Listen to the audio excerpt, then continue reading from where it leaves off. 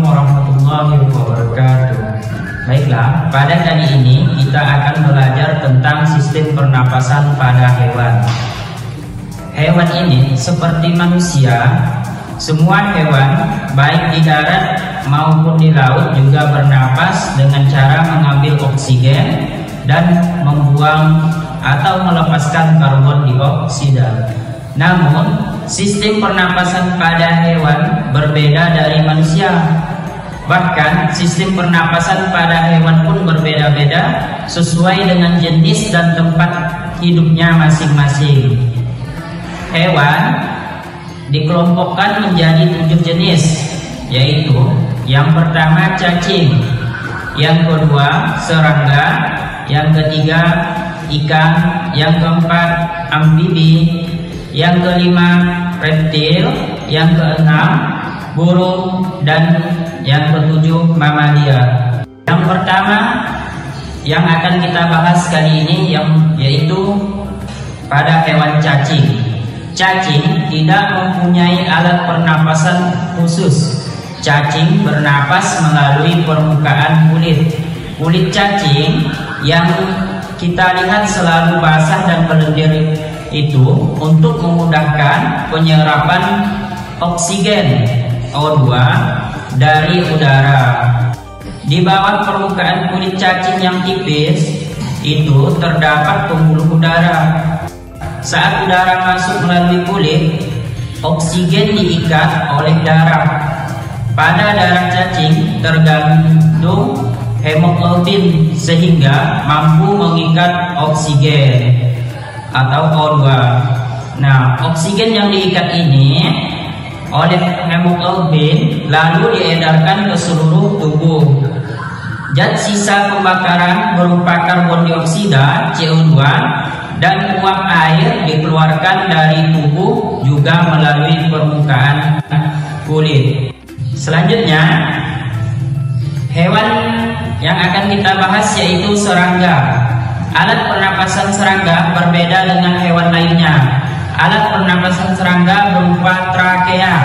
Trakea itu yaitu sistem tabung yang memiliki banyak percabangan di dalam tubuh.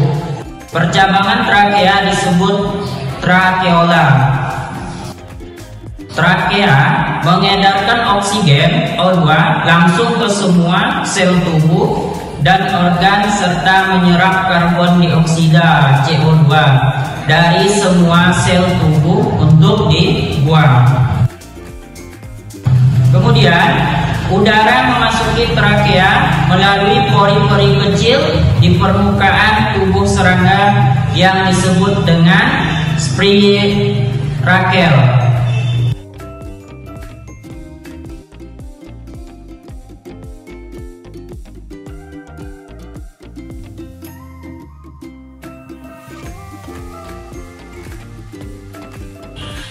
Setelah kita membahas pernapasan serangga, selanjutnya kita akan membahas hewan yang hidup di air. Nah, yaitu ikan. Walaupun hidup di air, ikan itu juga memerlukan oksigen untuk bernapas. Ikan bernapas dengan organ khusus mirip saringan yang biasa kita sebut dengan insang. Insang berbentuk lembaran tipis berwarna merah muda dan selalu lembab. Insang terdapat tepat di belakang rongga mulut pada kedua sisi ikan. Biasanya insang dilindungi oleh selaput atau rangka yang disebut tutup insang atau kita sebut dengan istilah operculum. Kemudian di balik tutup insang ini terdapat 4 deret insang yang saling tumpang tindih. Pada insang ini terdapat pembuluh darah. Pembuluh darah ini dapat menyerap oksigen atau O2 yang terkandung di dalam air dan melepaskan karbon dioksida CO2 dari darah. Insang juga berfungsi sebagai alat pengeluaran garam-garam dan sebagai penyaring makanan.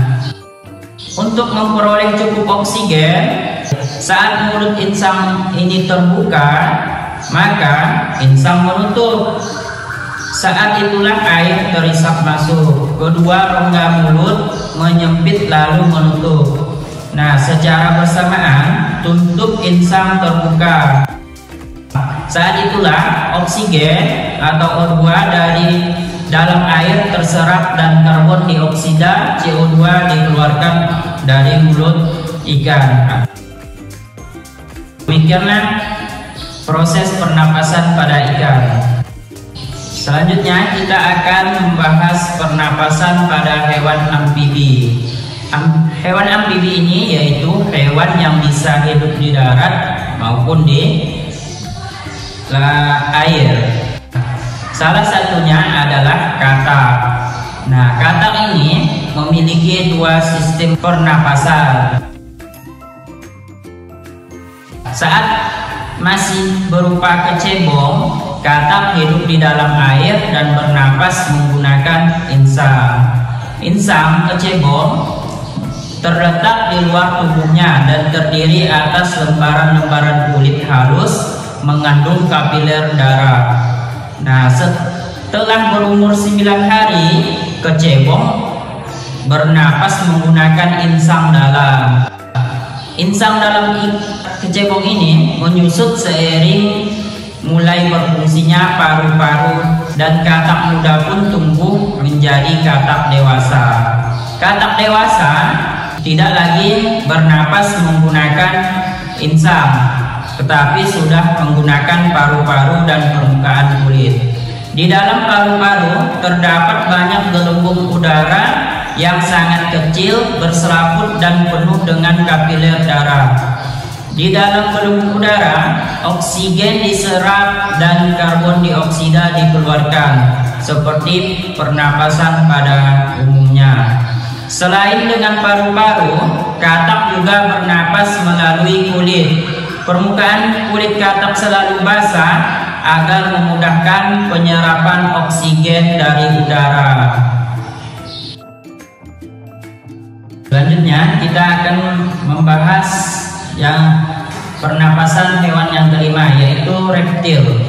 Hewan yang termasuk jenis reptil diantaranya ialah ular, kadal, cecak, buaya, dan biawak.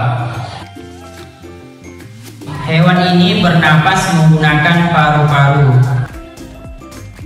Udara masuk melalui rongga hidung, lalu ke batang tenggorokan, lalu langsung ke paru-paru. Paru-paru reptil terletak di dalam rongga dan dilindungi oleh tulang rusuk. Pada reptil yang sering berlubang di air seperti buaya, lubang hidungnya dapat ditutup selama menyelam. Dengan begitu, air tidak akan masuk ke dalam paru-paru. Yang selanjutnya, pernapasan hewan berupa burung.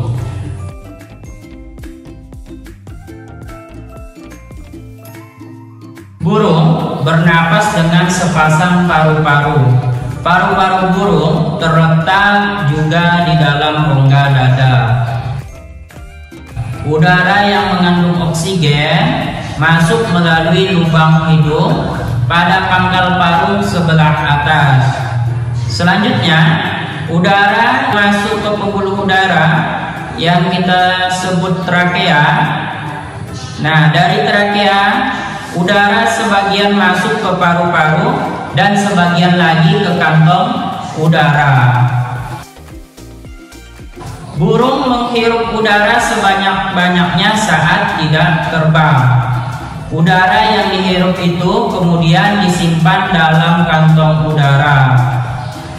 Sebaliknya, saat terbang, burung tidak menghirup udara, melainkan burung itu mengambil cadangan oksigen dari kantong udara.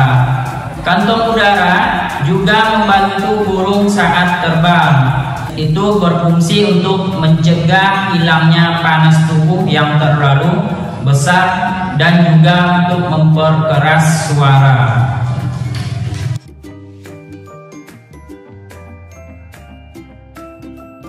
Kemudian yang terakhir, pernapasan pada hewan mamalia adalah jenis hewan yang menyusui anaknya. Ada dua jenis mamalia, yaitu mamalia yang dapat hidup di darat dan juga mamalia yang dapat hidup di air. Mamalia darat misalnya itu kambing, sapi, kerbau, dan kuda.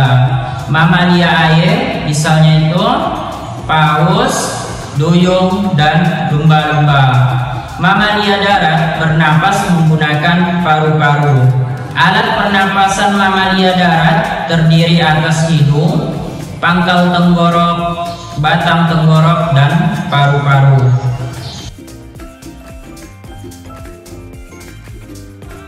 Pada mamalia air berbeda dengan mamalia darat. Hidungnya itu dilengkapi dengan katup.